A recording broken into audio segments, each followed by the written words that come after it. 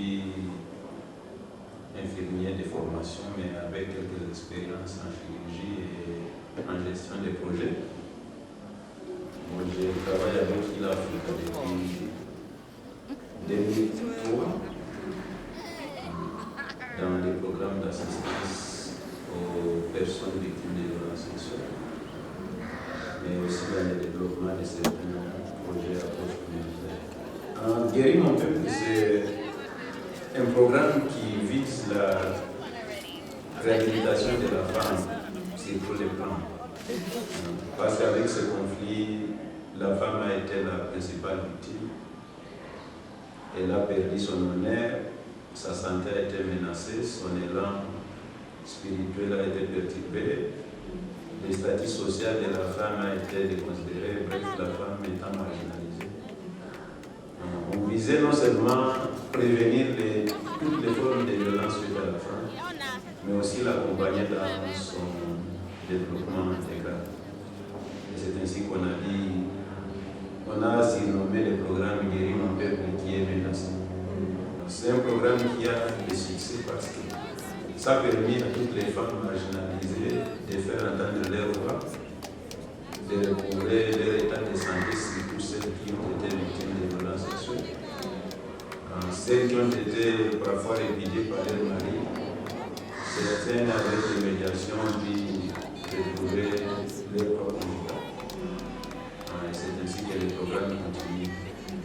Parmi ces difficultés, c'est un programme qui travaille en zone de conflit, là où il y a parfois des problèmes liés à l'intolérance ethnique, à un problème de terre, au problème de convoitise des richesses minières et d'autres problèmes sociaux. Bon, pour moi, l'aspect difficile, c'est juste travailler dans une zone instable. Nous avons plusieurs agents qui travaillent en zone de conflit et qui sont aussi parfois obligés de déménager ou qui sont cibles des attaques ou des menaces. Et donc moi-même, parce que parfois quand je sors, on peut être parfois arrêté.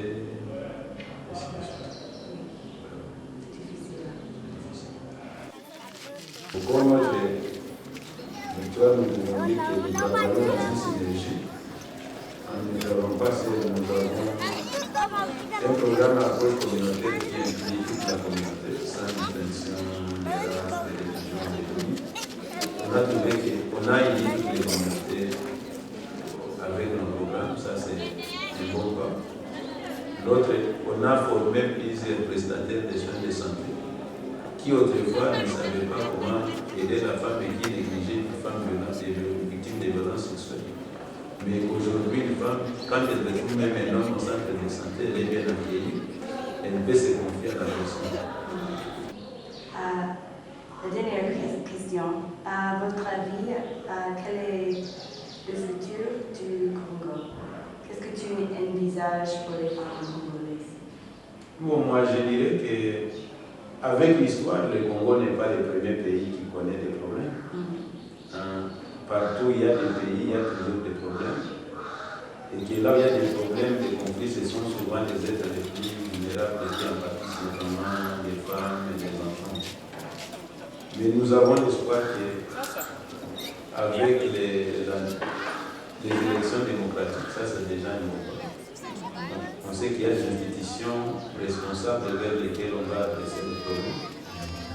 Et avec ces institutions, on doit les accompagner pour arriver à transformer la communauté. C'est un travail difficile, mais le simple fait qu'il y a des lois, qui essaient de protéger la population. On doit toujours les renforcer au fur et à mesure et demander aux responsables de jouer pleinement les rôles. Et à la communauté locale ou à la société civile aussi d'accompagner le gouvernement. On ne doit pas seulement être en train de crier, gouvernement, vous ne faites pas ça. Et qu'aujourd'hui, on a des femmes qui ont déjà atteint le niveau universitaire et qui sont au niveau des instances suprêmes qui peuvent défendre la cause de toute la communauté dans la mission plus que la population.